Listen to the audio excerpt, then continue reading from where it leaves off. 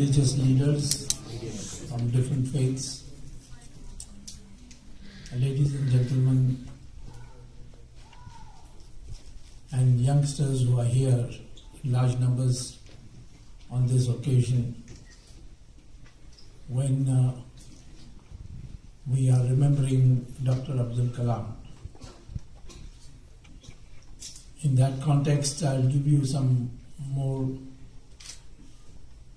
of my opinions on the overall developments in the country. I knew Dr. Kalam for a long time.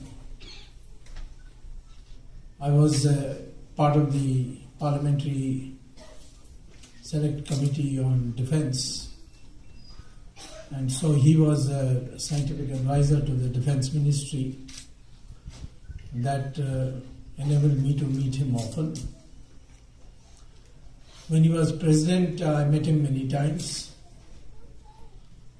and was a person who inspired anybody who met him as a man who thought things through, as essentially an intellectual.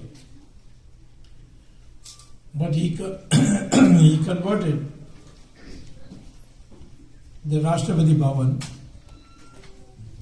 into a place with access for the people, and particularly the young people, the children, the school children, the college boys and girls. And they were there streaming. They had never seen Rashtrapati Bhavan. He would personally guide them, and therefore he began to be called the People's President. Due to petty politics, his term, when it ended in 2007, he could not be asked to contest for the second term. But in 2012, the NDA asked the National Democratic Alliance, which is led by BJP, that time Mr. Advani was heading it. He asked me to speak to Dr. Kalam whether he would stand once again as a president candidate for the NDA. So I went to Dr. Kalam's place several times in his New Delhi residence, and he first asked me, "You want me just to stand, or you think I can win?" So I said, "I am sure you can win, and I will show you the arithmetic state-wise, because in that both MLAs and MPs vote." So he said, "Okay, you bring me the thing and convince me that I will win." So I went after doing some of my homework and brought all the charts, the numbers, and showed that he would win if he stood.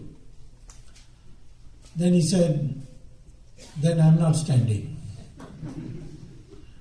So I said, "I'm surprised why afterwards, if you were not interested in standing, why did you ask me to do the arithmetic?"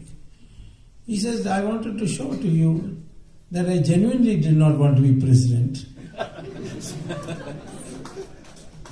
If I was a losing candidate and I said no, then it is an act of cowardice. But I was a winning candidate and I said no, that is an act of sacrifice."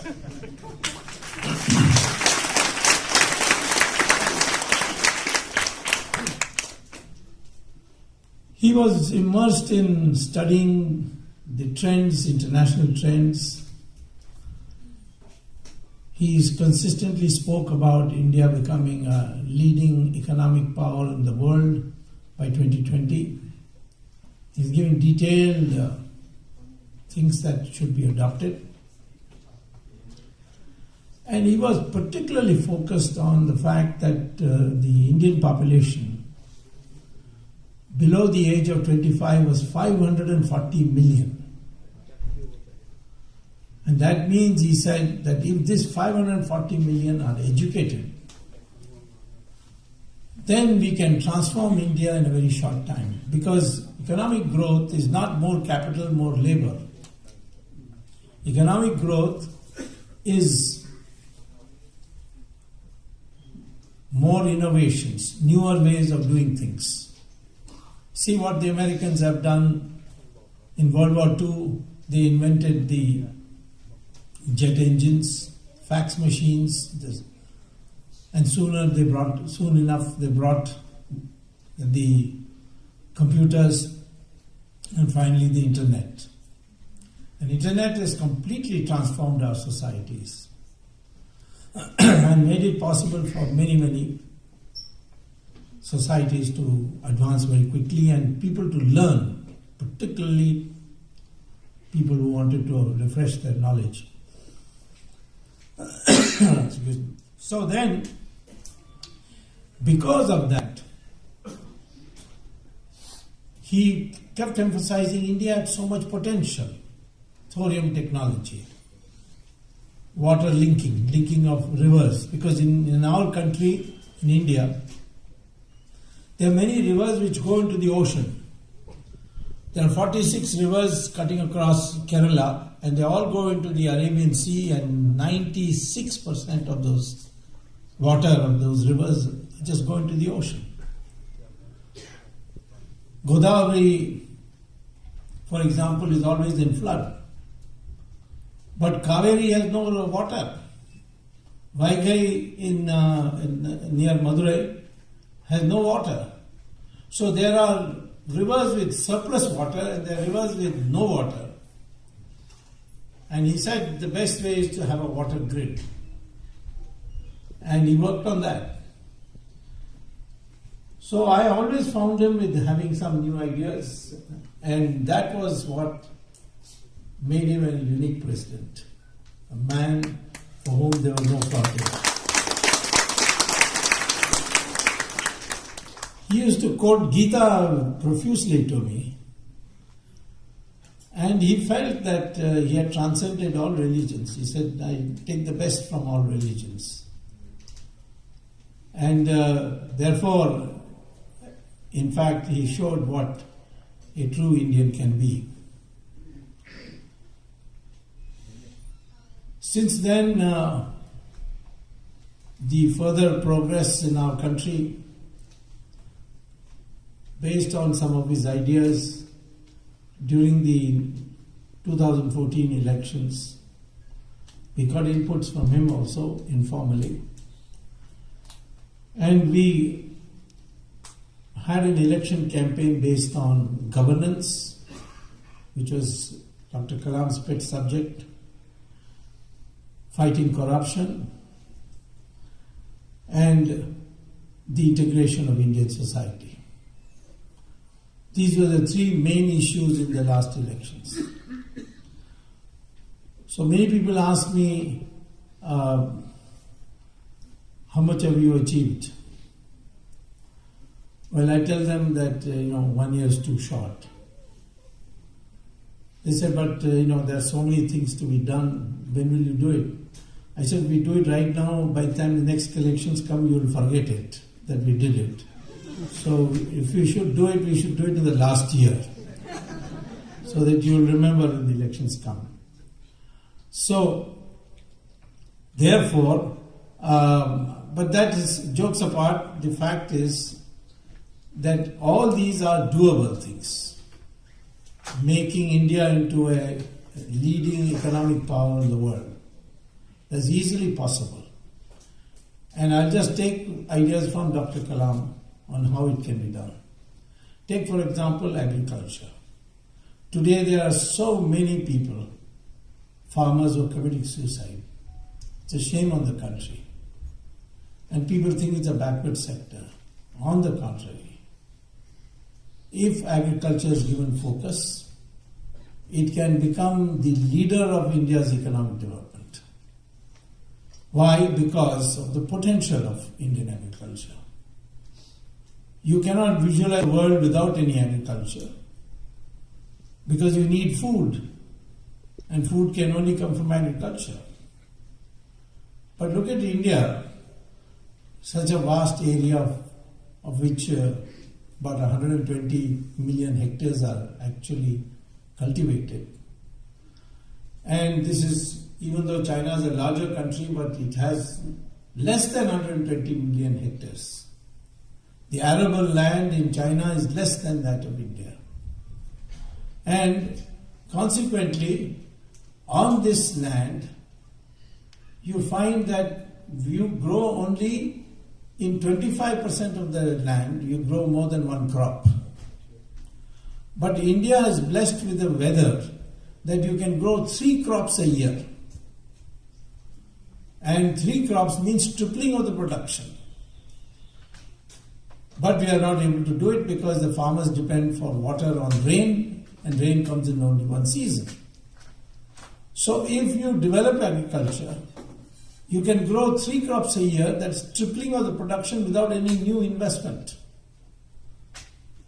Moreover, the yield per acre in India in agriculture is 1/6 the yield you get in the experimental plots of the Indian Council of Agricultural Research.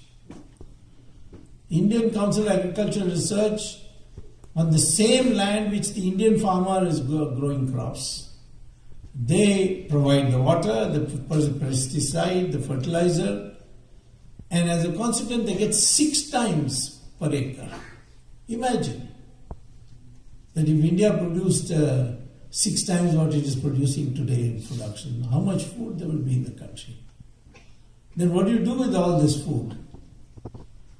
You can't put in godowns because there will be no godowns in the country which can accommodate all this. So you can export it. How can you export it? Because take the rice, for example. The price of rice that is available in Indian market of a superior quality like Basmati, for example, is 5 times the price in South Africa or in Japan. Wheat is, that is the price in Japan and South Africa is 5 times that of India. Similarly, the price of wheat in the United States and Europe is 3 times that of India. Same thing with mangoes, fruits and other fruits, flowers. In milk, I was surprised to find that the price of milk in Europe is 9 times the price in India. And yet we have 150 million cows. These cows are giving an average yield of only 200 liters per year. One Israeli cow gives an average of 11,000 liters per year. So if 150 million cows in India start giving 11,000 liters per year of milk, there will be so much milk that I can come to Washington swimming in milk instead of having to swim through water. That is the potential. And all these can be exported because the price is so low. So he kept on saying that agriculture should get priority. And it should get priority for other reasons also. The British, you see, after 1857 came to the conclusion that the Indian peasantry supported Rani Jhansi and others. Jhansi was not the only one.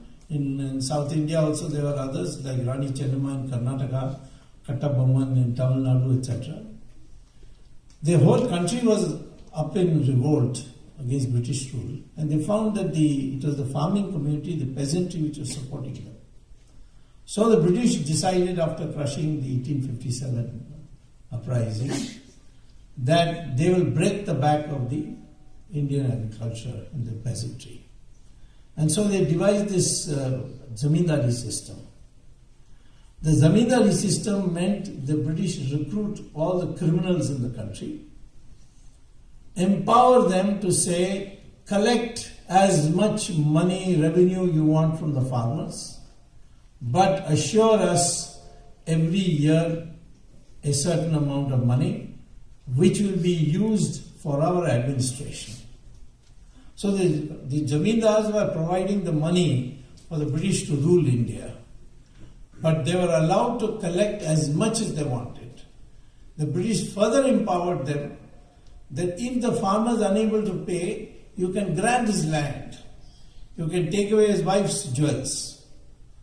And if that was not sufficient, you can take away his brother's land also. They gave them that kind of authority. And the zamindari system broke the back of the Indian agriculture. And in 1947, our agriculture was bone dry. And that time we, instead of listening to Mahatma Gandhi and Sardar Patel, our country went in for the Soviet economic model and this planning. The Soviet economic model was to build heavy industry. Nothing wrong with that idea.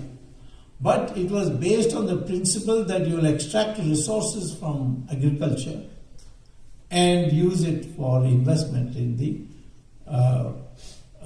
capital goods sector. Now, how can you extract resources from agriculture when there's no resources at all? And that's why that model failed in India. It failed everywhere in the world. There was a lot of propaganda that the Soviet Union is a paradise on earth. In fact, one communist leader called Nambudripad told me that there's no inflation in Soviet Union, there's no unemployment in Soviet Union, there's no poverty in Soviet Union. Now what the situation is, there's no Soviet Union also. Because broken into 16 countries. Now we know what kind of a horrible existence there was.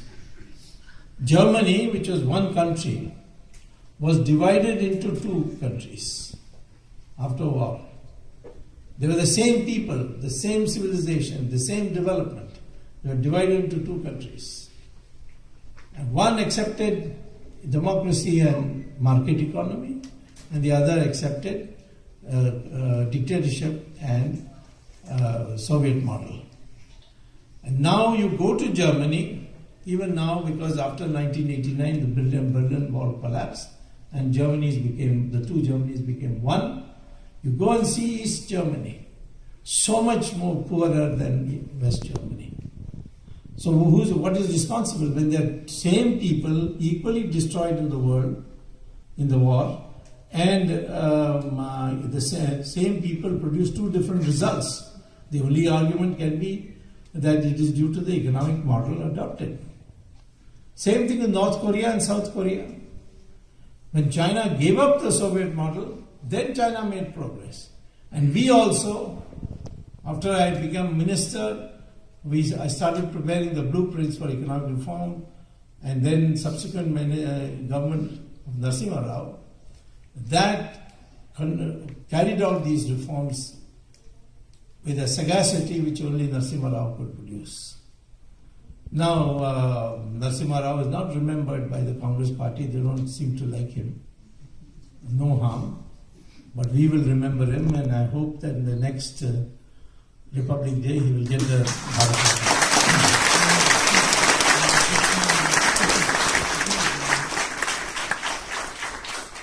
I was told that in 1991, after Rajiv Gandhi's assassination, it was decided that Sonia Gandhi would become Prime Minister. But when the results came out, they were short of 40 seats. So the family and advisors of Sonia Gandhi felt that she's too inexperienced to run a coalition government.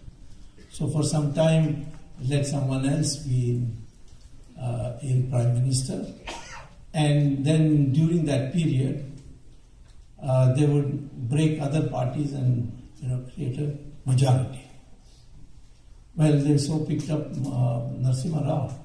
He was very sick at that time.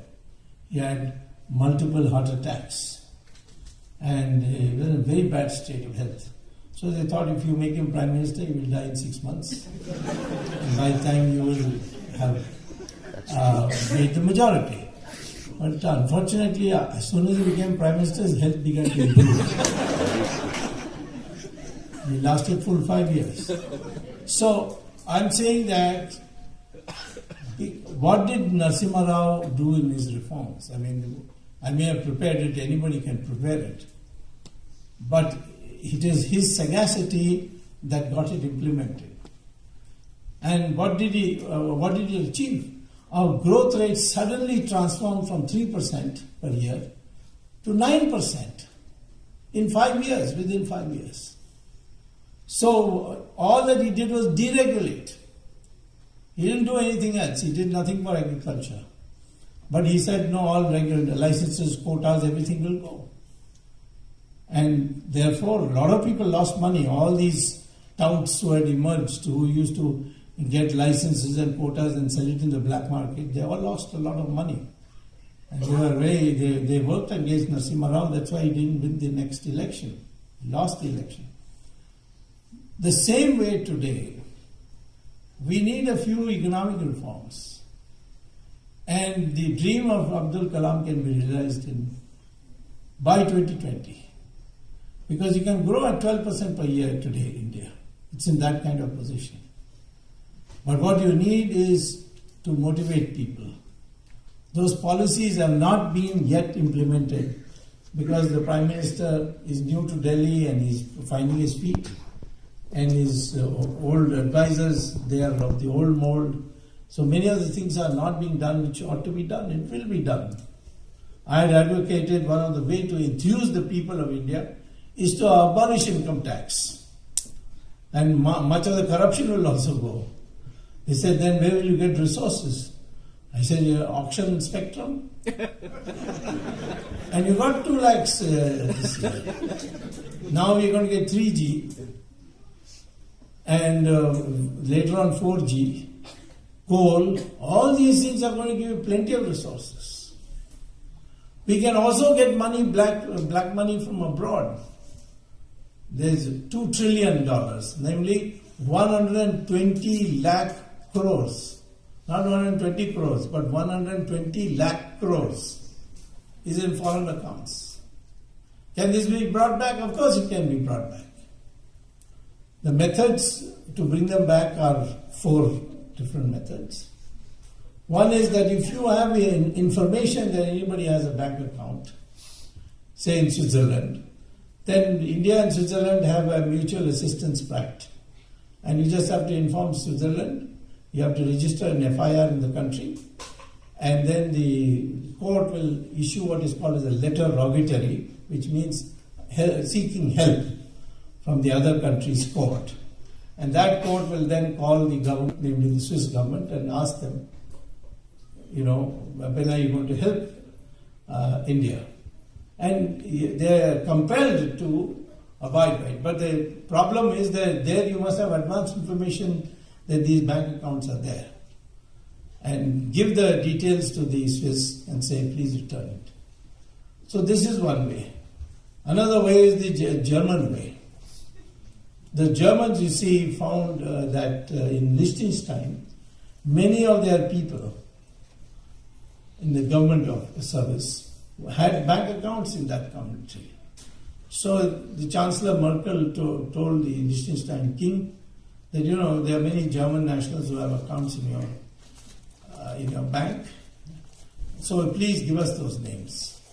So the king said, I can't do that because our whole business is on secret banking. We'll go bankrupt. That happens. So we can't give. So what did Germany do? The Chancellor authorized her people to find out who is the senior most officer in Liechtenstein Bank. And they located him. And then she said, bribe him. So he was offered $500 million, $500 million, plus US citizenship, plus a passport, and plastic surgery to change his face. This gentleman saw suddenly he will have $500 million. So what he did, he said, I cannot give German names alone because they are all in one place. I'll download into a CD all the names. So he downloaded the names of every country, citizens who had an account. And then the Germans downloaded that CD, and then they separated by countries, and they found 22 countries besides Germany had people who had accounts in that bank. So what they did is wrote to all the 22 countries that we have got data on your citizens having a secret account. If you want, please inform us. 21 countries immediately wrote saying, yes, we want it. One country was refusing. That is our country. So we had to go to the Supreme Court. Chetmalani, myself, Anil Diwan, we went to the Supreme Court. Supreme Court gave the order. And finally these names have come, but they are still in a sealed envelope. They have not been opened. They will be opened shortly. So this is the second method. The third method is the American method, which I like very much, which is that they found there were 5,627 American citizens who had illegal bank accounts in Union Bank of Switzerland and Credit Suisse. So what the American authorities went and spoke to the chairman of the branch here in Washington, to both banks, and said, please give us the names. So they said, no, we cannot give because it's against our business practice. So the treasury agents said, okay, went away. And that evening, the Homeland Security had arrested the top people under espionage charges. And all these air-conditioned people who were used to air-conditioning suddenly in the heat and pell-mell of the jails, they lost nerve, and finally Switzerland said, we'll give you all 5,627 names. They got it this way.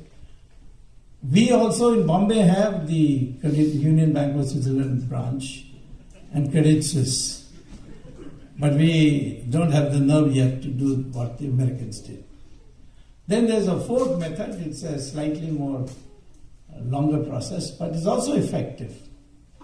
And that is that the United Nations in 2005 passed a resolution which is binding on all countries, that any country having, because the Americans are very concerned about this terrorist financing, she said any country which has a bank account of a foreign citizen, if that country passes a law in their country that all Indian, as for instance in the case of India, all accounts held by Indian citizens in these 70 countries where secret banking takes place are hereby nationalized, then that country will be obliged under the United Nations resolution to give back all the money in of those accounts with the names. So to pass a law, we can have an ordinance. And there will be no problem in Rajya Sabha also. Because will the Congress dare to oppose such a bill where we are bringing back black money? So maybe they'll walk out and we'll have our way. But so therefore, we pass a law and then go to these 70 countries and say, we have passed this law, please hand over on this. This is a way by which Egypt got Mubarak's account. This is the way by which Libya got Gaddafi's accounts. And Philippines got Marcos' accounts from Switzerland. So it is a method which works. It can be done. So these are 4 methods. So far our government has not utilized any of these 4 methods, even though I've written a letter to the PM saying these 4 methods are available. And I'm also in the Supreme Court on this court monitoring of the SIT. So there also I have proposed this. Earlier on, probably the government thought that we want to run the government smoothly and get our legislation passed. So let us not annoy members of the opposition. They may have bank accounts in foreign countries. So for some time, let's get things, some governance done. But now I've been proved right that this last parliament session, the way they stopped it, now our government knows very well that being nice to the opposition doesn't produce results. You may, in fact, if you disclose a few bank accounts names, I'm sure that the opposition will start behaving very well. So, in fact, the contrary would happen. So, therefore, I'm sure that the bringing back of the black money is not going to be a big problem. It will happen in the coming months, because there are ways of doing it. It's not just not just an ideal wish. So you have 120 lakh crores. It means how much? The revenue you get from income tax. It is 60 times that. 2 lakh crores is the income tax revenue from direct taxes. So that's why this smuggling is going on. And therefore, you must now start preparing to convert to the thorium reactor. And the thorium reactor is the cleanest of all the nuclear reactors we have had, plutonium or uranium included. Similarly, tomorrow, you want to strengthen your country, you must find a substitute for crude oil. Because 86% of our crude oil is coming from abroad.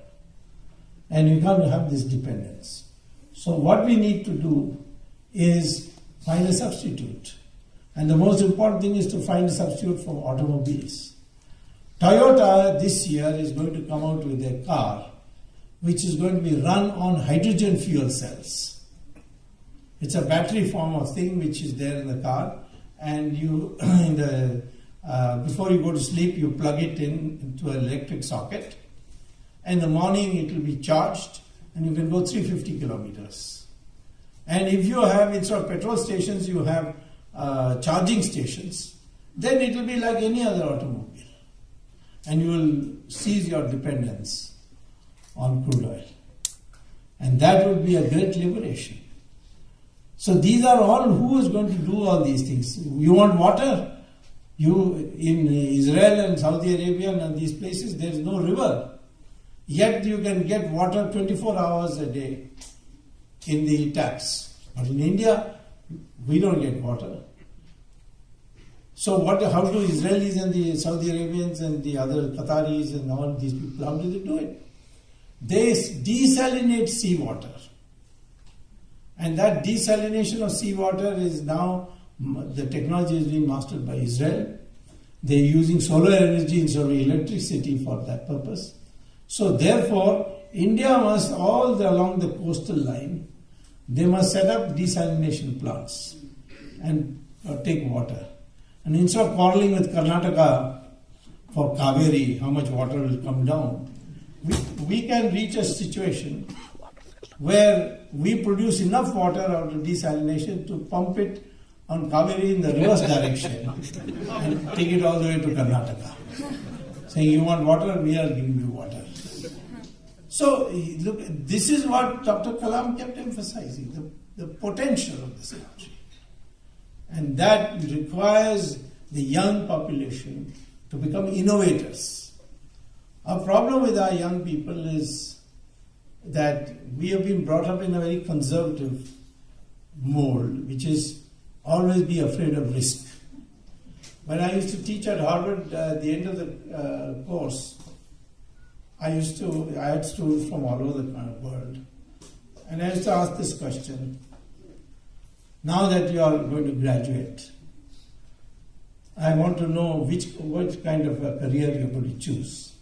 Are you going to choose a government type job, or a job where your salary is guaranteed and every year it will increase by 5%? They will cut provident fund and gratuity from it. And at retirement time, they will give you a lump sum of money, and you then buy a house and watch television for the rest of your life. You want that kind of a life, which is secure and safe and so on.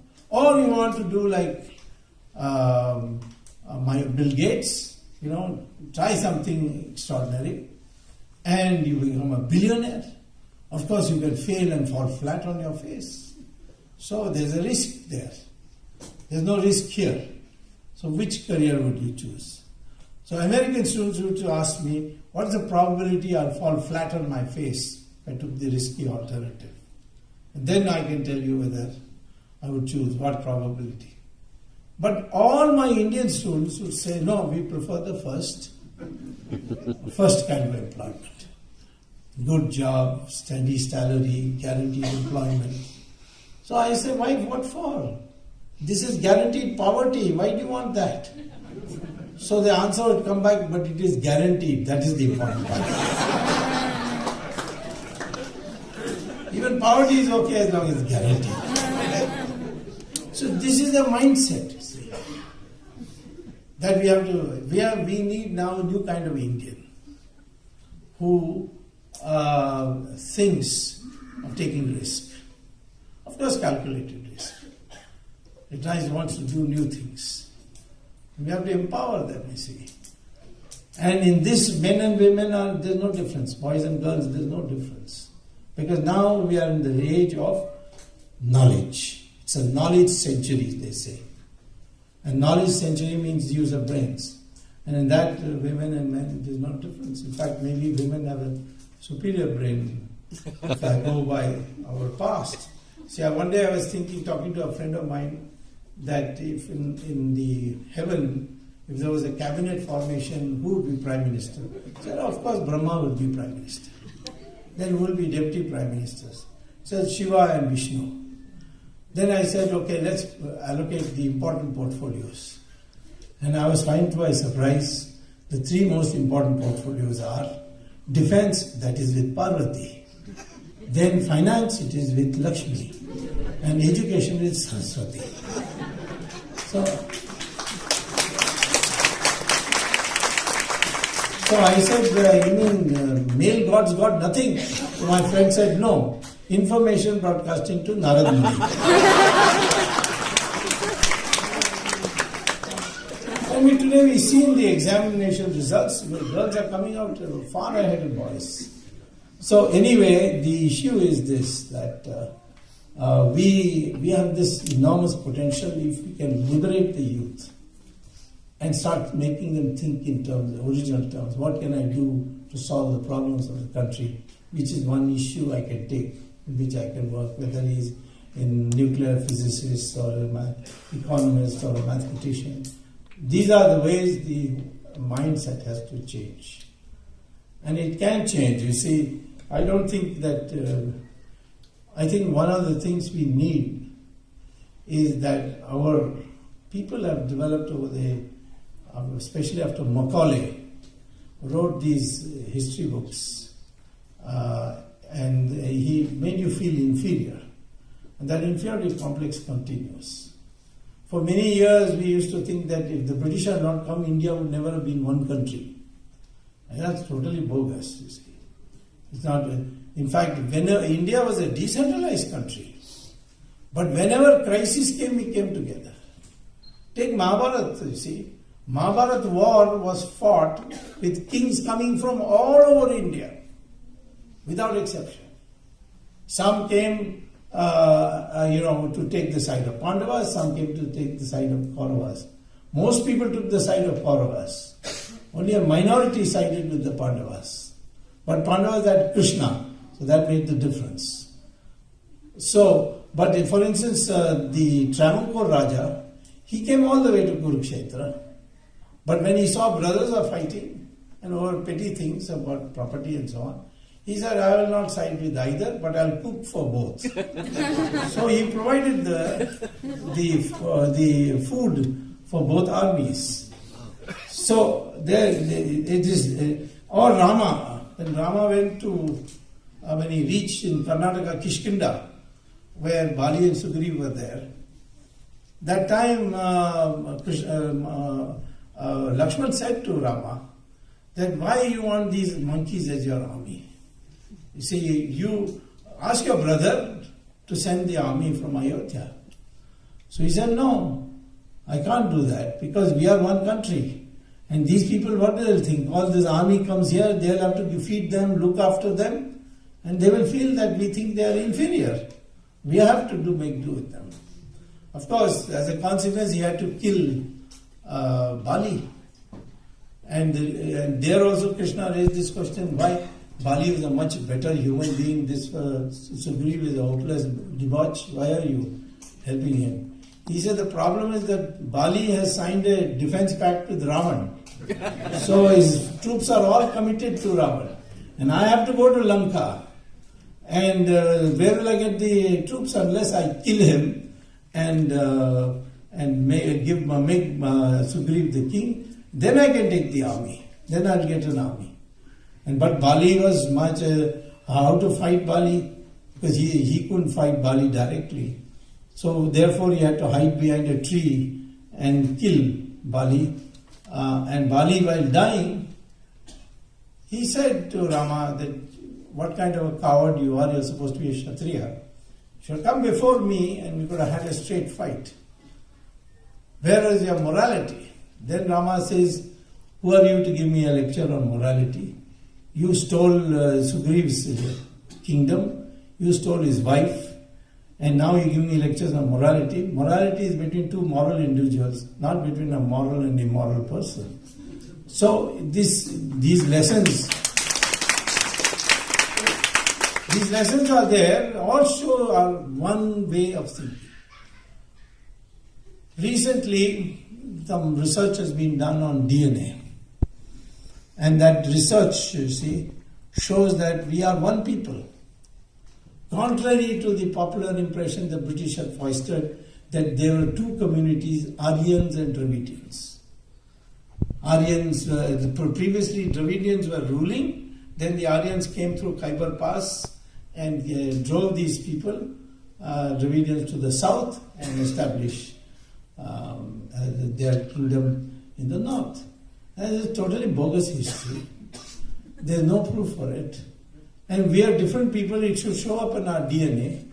I tested that, I looked at the research. It's published in the Journal of Genetics of the University of Cambridge.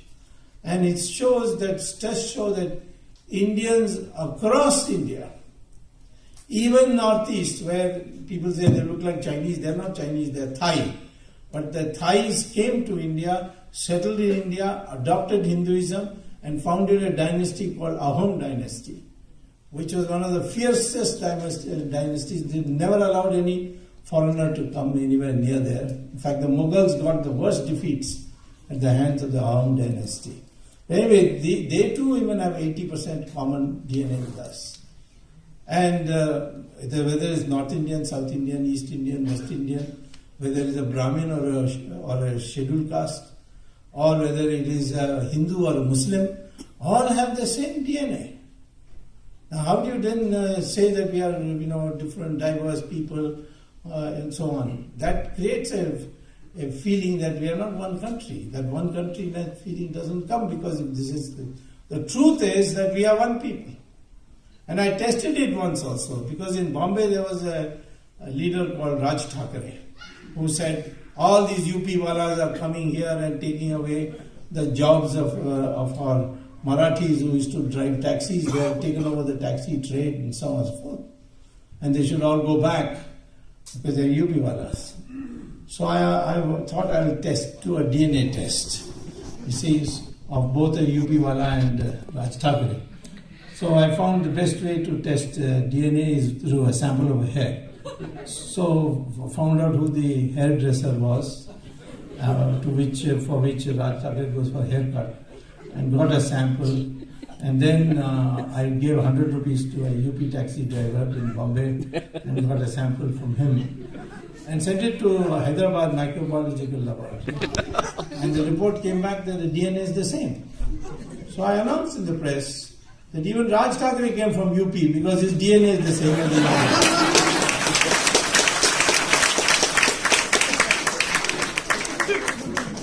Now, if the Muslim DNA is the same as Hindu, it means that their ancestors are also Hindus. I say, what is wrong with admitting it?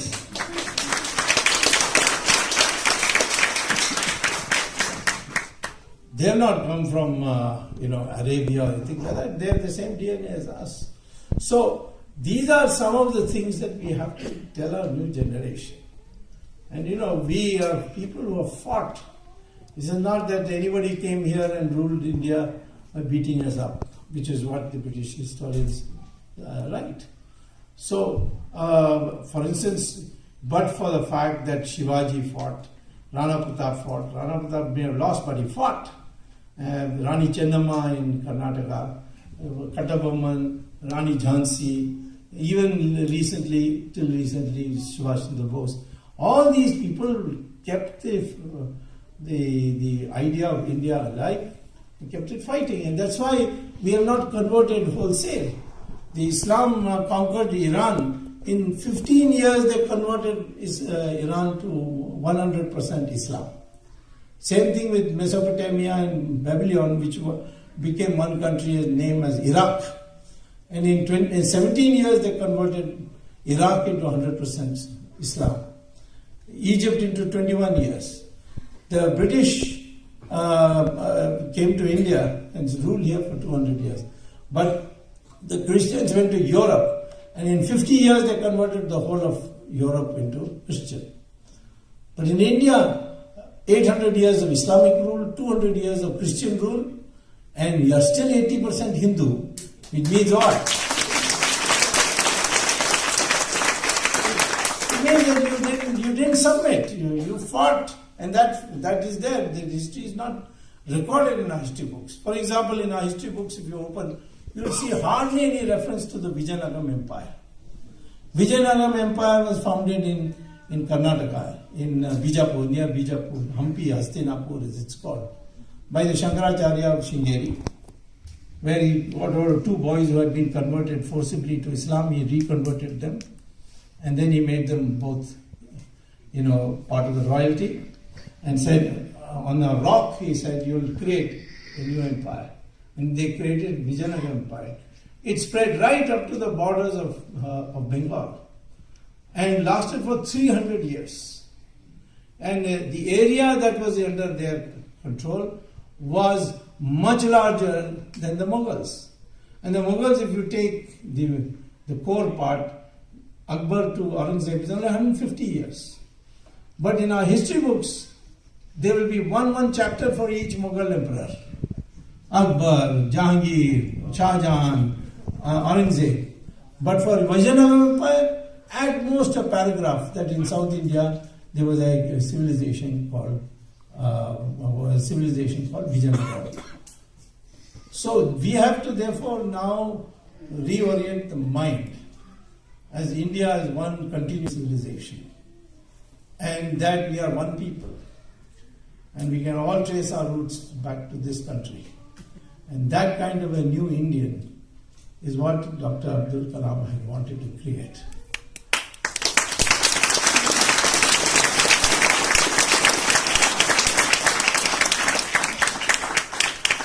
So in my opinion, you are NRIs. I saw young girls singing Sanskrit songs. Today, I would say that all parents should insist that children learn Sanskrit. And you want to know the reason why? It's not because it's Indian. It's just connected with our Hindu tradition. You just see Google and type NASA and Sanskrit. And what does that show? That the Journal of Artificial Intelligence says that the most computer compliant or computer friendly language in the world is Sanskrit. And knowledge. If you store in, if you write Sanskrit and British schools, you'll find a list of schools which have made Sanskrit compulsory. Today I saw a news item that there's a craze in China to learn Sanskrit. So the Sanskrit grammar has not been improved since Patanjali, you see. It's so well developed. So I am saying, and we need to also understand that Sanskrit vocabulary is in every language. In Malayalam it is almost 80%. In Bengali it is even more, 85%. In Tamil also it is 41%. Once I told Karunanidhi, that why don't you allow Sanskrit to be taught? After all, 41% of the words in Tamil is from Sanskrit. He said, no, not true at all. There is not a single word which is Sanskrit. So I said, but your name is Karunanidhi, that itself is Sanskrit. Then he said, no, you see what happened is that Sanskrit stole these words from Tamil. Now, I mean, we can't do anything about that, but because he's leading a movement which is a British-inspired movement. But the fact is that today, I will say that if you want to make it easy for communication, then the Devanagari script, in addition to your mother script, mother tongue script, and Sanskrit vocabulary, they should be the basis of that. And perhaps Hindi should become more and more Sanskritized, and then in the end Hindi will become Sanskrit. But Sanskrit should be taught because it is now the language of the future, even according to Western sources. Because for the computer, it's the most computer-friendly language. We can understand that. For the English words, if you were to type in a computer and then by sound you want the computer to do translation, it becomes a problem. PUT, put, and BUT, but. That problem is not there in Sanskrit. Very strict pronunciation rules. So I'll tell you, with all these treasures that we have inherited, and a new perspective, a proud Indian needs to be created, and that proud Indian would work for making India once again the most developed country in the world. 1,000 years ago, we were the most developed country in the world. And today we